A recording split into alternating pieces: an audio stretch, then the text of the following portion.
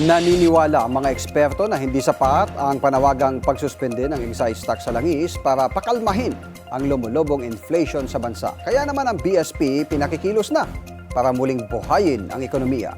Si Che Sulit sa ating Politico Update. Kailangan na raw aksyonan ng Bangko Sentral ng Pilipinas ang pagsadsad ng piso at paglaki ng inflation rate ng bansa.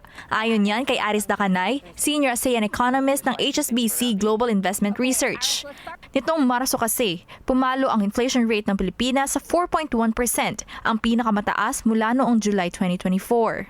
Ayon sa Philippine Statistics Authority, largely driven ang presyo ng petrolyo ang mabilis na antas ng inflation na naitala sa nakaraang buwan. Higit na mas mataas ito sa inflation forecast ng BSP para sa Marso na nasa 3.1% to 3.9%.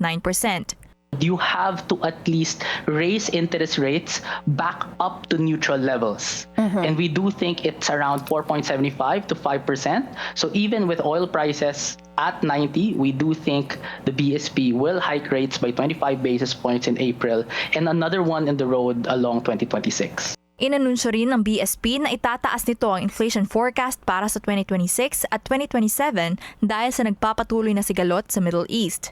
Itinakda na ng ahensya sa 5.1% ang inaasahang antas ng pagtaas ng presyo ng bilihin para sa 2026. Nasa 3.8% naman daw ang inflation forecast para sa 2027. Binigyang diin din ni Dacanay na dapat bantayan ang mga panawagan para sa mas mataas na minimum wage. Dagdag niya, hindi pa sapat ang pagsuspindi ng excise tax sa langis sa loob ng 3 buwan.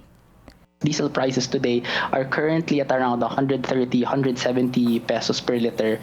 Correct me if I'm wrong, gasoline prices are between 90 to 110. Excise taxes is just 6 pesos and gasoline excise tax is just 10 pesos.